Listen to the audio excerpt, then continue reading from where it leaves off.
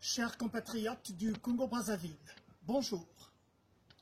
La plateforme nord-américaine se présente à nouveau devant vous pour vous inviter une fois de plus à la rejoindre demain, vendredi 6 octobre 2017, devant le siège du Fonds monétaire international.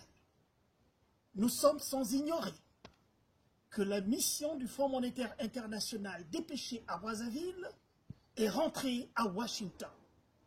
Et la plateforme nord-américaine, fidèle à sa tradition, vous dit qu'elle sera sur le terrain, une fois de plus pour battre le pavé de Washington et mettre une fois de plus en garde Madame Christine Lagarde et l'institution qu'elle coordonne de la gestion de la question congolaise. Vous connaissez tous le contexte du Congo-Brazzaville en ce moment. Il s'agit d'un gouvernement illégitime, illégal et irresponsable qui a endetté le pays et aujourd'hui, sur la base des résultats du Fonds monétaire international, qui ne prend pas en ligne de compte toute la dette de l'État congolais, évalue à 110 milliards, 110% du PIB, la dette du Congo-Brazzaville, ce qui est colossal. Et le contexte, c'est celui de la dilapidation des deniers publics par un gouvernement illégitime, illégal et irresponsable. Et donc, il est hors de question que le Fonds monétaire international puisse encore concéder une quelconque dette à la République du Congo auprès d'un gouvernement irresponsable.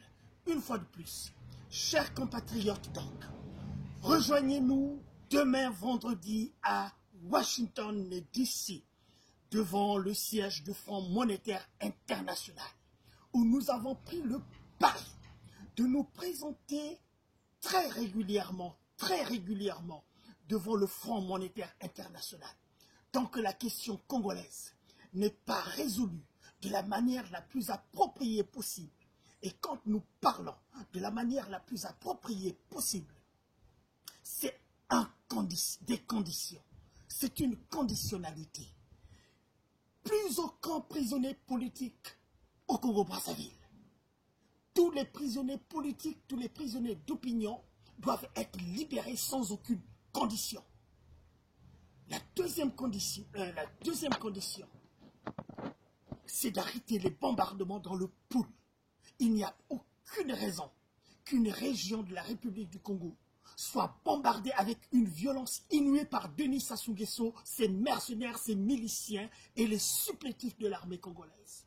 La troisième condition, c'est la tenue d'un vrai dialogue. Alors un vrai dialogue qui verra la participation de tous les Congolais sans une seule exception sous la gouverne de la communauté internationale et non sous la gouverne de Denis Sassou Nguesso qui a démontré son incompétence criarde dans l'organisation des faux dialogues qui sont au fond des monologues.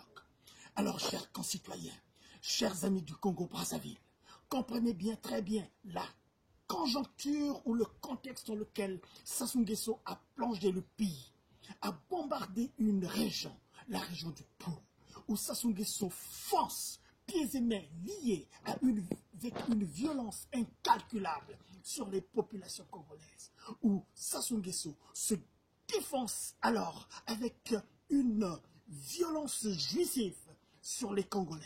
Alors tout ça, ça doit s'arrêter.